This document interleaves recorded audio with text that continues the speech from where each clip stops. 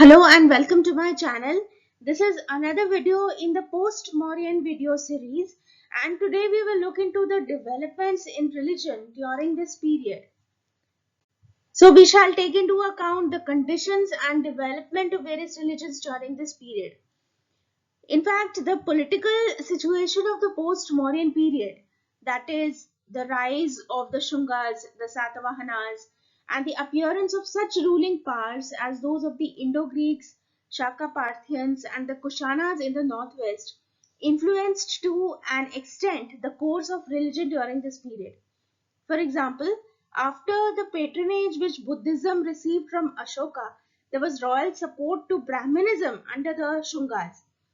Similarly, the liberal social attitude of Buddhism made the absorption of foreigners into Indian society comparatively easy, thus leading to social assimilation.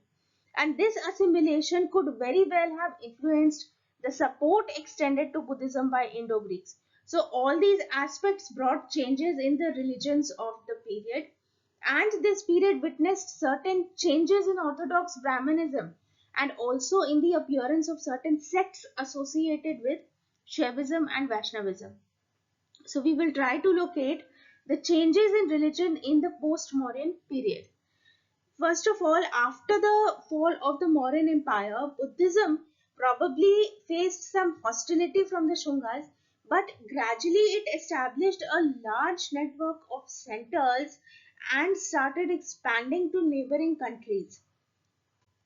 Buddhism started to split into distinct groups on the basis of ideological and theological differences, the major ones being the Mahayana and the Hinayan. Jainism too acquired a following and had its own organization, although it was not as widespread as Buddhism. Within Jainism too, there were differences which led to the division of Jainism between Shvetambars and Digambars. And what is known as Brahmanical religion became very different in this period with the popularity of the Vaishnav and Shaiv sects. Both orthodox and heterodox religious beliefs assimilated ideas from both inside and outside the country. Some common elements like deification of human beings and worship of images came to characterize both the orthodox and the heterodox religions. So first we will look into Buddhism. The growth of Buddhism had suffered a minor setback during the Shunga Kanva period. This was because both the Shungas and the Kanvas who succeeded the Mauryas in Magad professed Brahmanical faith. In fact, the Buddhist works Devavadan accuses Pushyamitra Shunga as an enemy of Buddhism. Although these rulers may have been personally opposed to Buddhism, it does not mean that social support to Buddhism declined on any significant scale. In fact, the version of Divyavadan seems to be exaggerated. But there is no doubt that the kind of royal patronage that Buddhism had enjoyed during the Mauryan rule was no more there at the time of the Shungas and the Kanvas. Expansion and patronage of Buddhism. We notice expansion of Buddhism in all parts of India during this period. Buddhism gained a strong foothold in northwestern India. Many of the foreigners like the Indo-Greeks and Kushanas during this time accepted Buddhism. And among the Indo-Greek kings, it was Menander who figures prominently as the ruler who was drawn towards the doctrines of Buddhism. And there is a famous work called Milind Panha, in which it was written in the form of a dialogue between Menander and the Buddhist monk Nagasena, and it is a very important Buddhist text. Then many Kushana kings also adopted Buddhism. For example, Kujul Kadphises and Kanishka first, they were followers of Buddhism, and it was in Kanishka's rule that Buddhism reached a supreme position. During the reign of Kanishka, the fourth Buddhist council was convened in Kashmir. Vasumitra was its president, and a thorough discussion took place on different passages of the scriptures. And finally, the Vibhasa Shastras were compiled in the form of commentaries. And it was also in this council that Buddhism got split into Hinayan and Mahayan. Kanishka helped to propagate Buddhism in different parts of the country, and in this period, monks from India also carried the doctrines of Buddha to Central Asia and China. In the Deccan, the Satvahana kings and the Kshatrapa rulers of Western India patronized Buddhism, and we find that some traces of Buddhism could be seen in the Tamil country also. The early cave inscriptions from the Tamil country refer to some places occupied by the Buddhists, and these inscriptions are also recorded. These inscriptions also record the donations by the lay worshippers. As I mentioned before, an important feature that developed, or an important aspect of Buddhism that developed during the Fourth Buddhist Council convened by Ashoka was the rise of Mahayana Buddhism. So, the growth of Mahayana Buddhism contributed to the further development of Buddhism as a popular faith all over India and beyond her frontiers. Mahayanism became a recognizable form of Buddhism at the time of Kanishka and then spread all over North India. It was with the advent of Nagarjuna, the most outstanding exponent of Mahayana, that it started gaining popularity. And we have talked about the formal split into Mahayana and Hinayan. We will look into the details of Mahayana and Hinayan Buddhism. So, the Mahayana Buddhism was known as the greater vehicle, and it was associated with aspects like belief in sunyata or void or non-reality of objects, belief in mantras, belief in numerous buddhas and bodhisattvas, and the practice of worshipping gods and goddesses. On the other hand, Hinayana Buddhism, which came to be known as the lesser vehicle, it thought that it was not practical to teach that the ideal of Buddhahood could be attained by every being. So, these sects brought about certain changes in Buddhism. The major changes were that, first of all, whereas earlier Buddha was considered as a teacher only, now in the Mahayana sect he was worshipped as God, and this brought about a change in the form in which he was worshipped. Then the concept of Bodhisattva also underwent a change. Uh, also, the idea of successive rebirths was strengthened, and it emphasized that one could accumulate merit through successive births. Merit now could also be transferred from one person to another person by conducting appropriate pious acts. There were many areas in which Buddhism spread, and there were important centers for its development. And the earlier religious and pilgrimage centers remained as popular centers even in this period. So, Bharut, Bodh Gaya, Sanchi continued to be celebrated places of pilgrimage during this period. Then Purushpura was a great center of Buddhist center under the Kushanas. Mathura was a major center of Buddhism which produced its own school of art.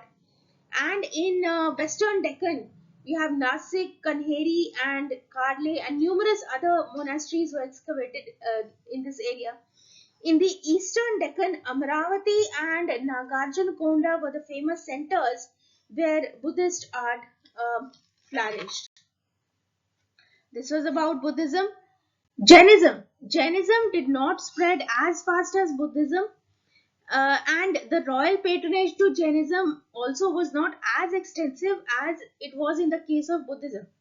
But in spite of these difficulties, the monks were active and organized missions to spread Jainism. And Jainism had definitely consolidated its position in India, but Jainism, unlike Buddhism, did not attempt to spread its doctrines outside India. We look into the spread and patronage of Jainism.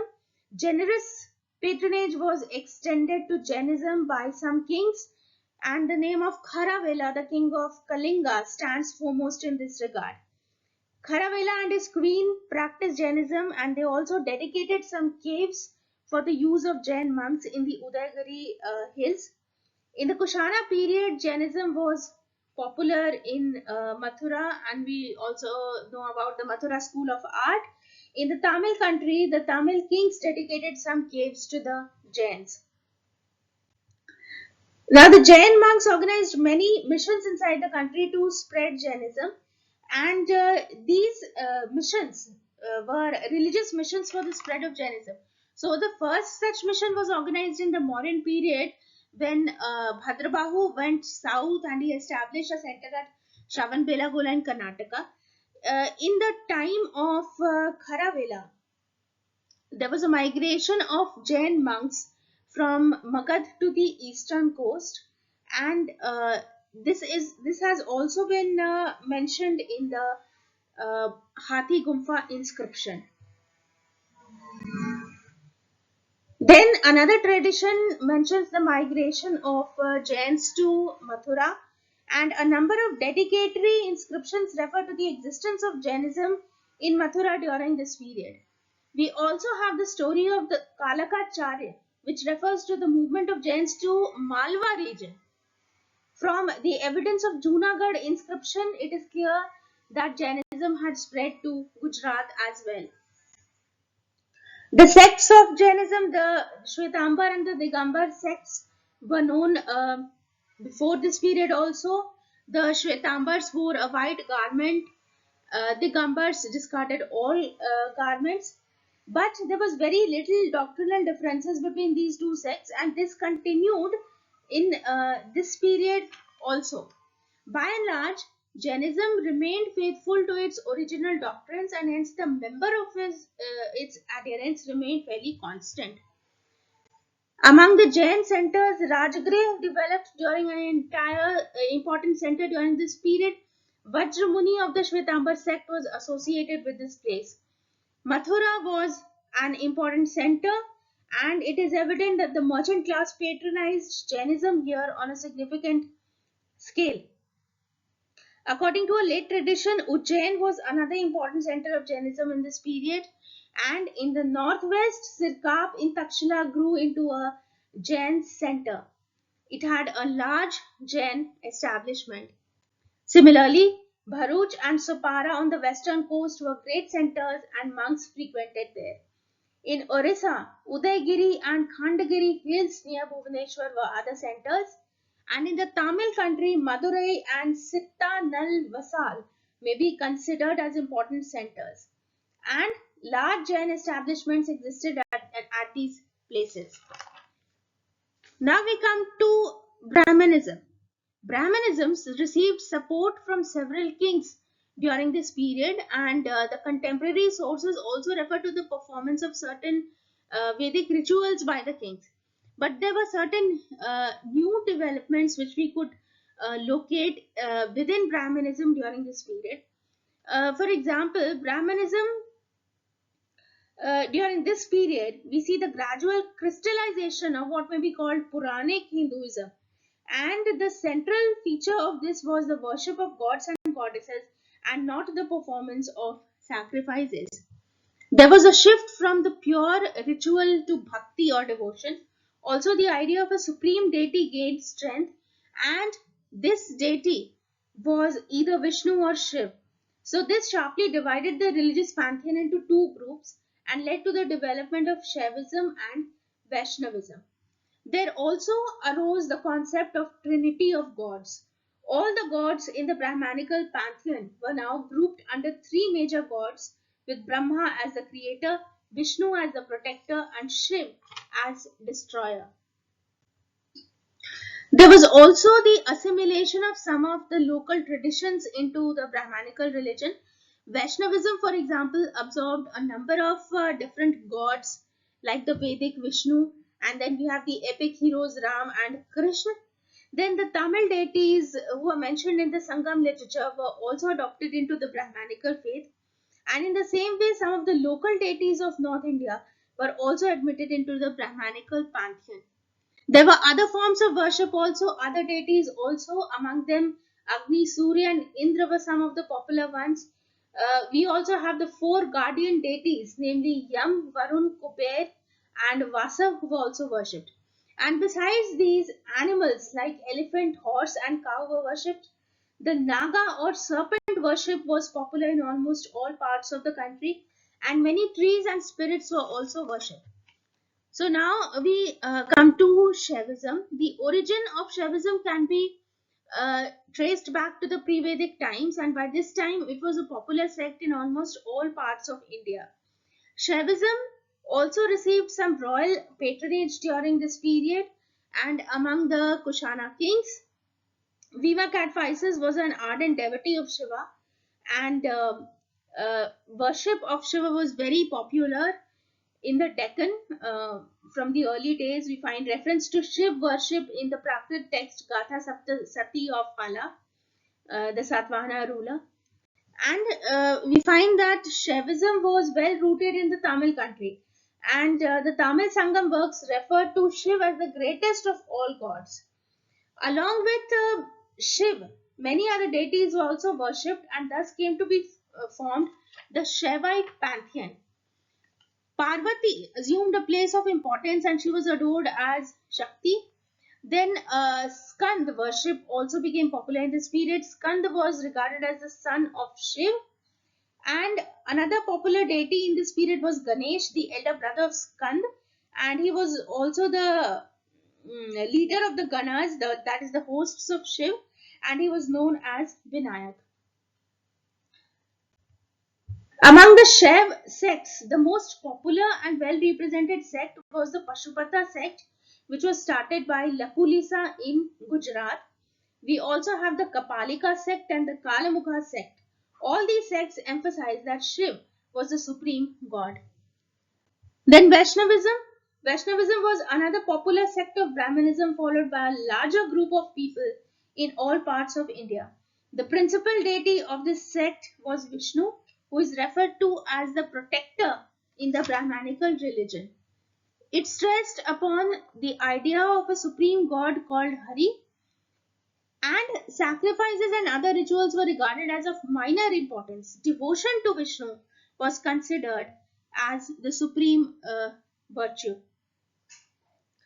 Now we find that some Indo-Greek rulers embraced Bhagavatism, and in the Tamil country also the worship of Vishnu was very popular. His different qualities and attributes are mentioned in the Tamil Sangam texts.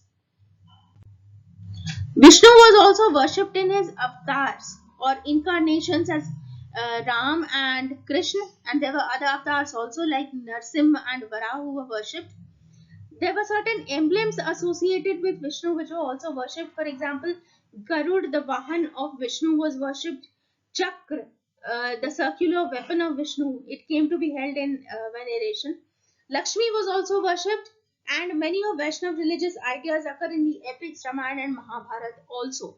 So we find that these were the major developments in religion during the Post Mauryan period, when Buddhism received much patronage, Jainism flourished. At the same time, Brahmanism also emerged with new developments, with the development of Vaishnavism and Shaivism. So this was about religious developments in the Post Mauryan period. If you have liked my video, please share it with others, and thank you for watching.